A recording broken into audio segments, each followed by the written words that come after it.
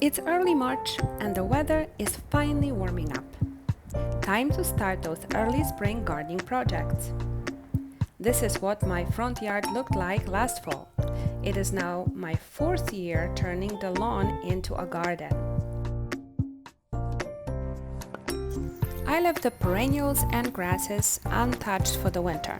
They kept the garden interesting while providing food and shelter for the birds. That's where I'm starting my spring cleanup, cutting back the dry stems to make room for new growth. It's actually a fun way to ease into more strenuous jobs like planting and digging. Next, I'm cutting back ornamental grasses. You really want to do it before the young shoots start showing up. It's another easy task to begin spring gardening. And not to mention, those big scissors are a fun activity for kids too. Early spring is the perfect time to transplant roses and other shrubs.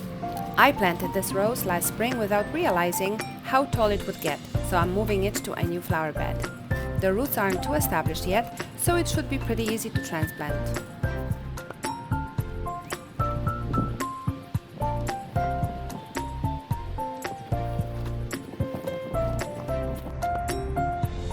When digging, I use a container to hold the soil. This way everything stays nice and neat. The hardest part for me is dealing with grass. So instead of moving it, I now cover the roots with overturned sod. I will replace it with mulch later when it's time to fertilize. The last task for early spring? Starting seeds indoors. Today I'm sowing delphiniums and snapdragons. I try to label my seed trays, otherwise I always forget what I planted. My garden beds are looking more tidy, so I consider my job done for now. Here is what I won't start just yet. I won't clear leaves from the flower beds until pollinators wake up.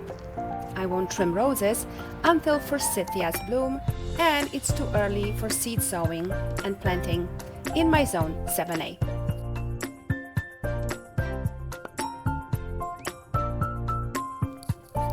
Happy gardening!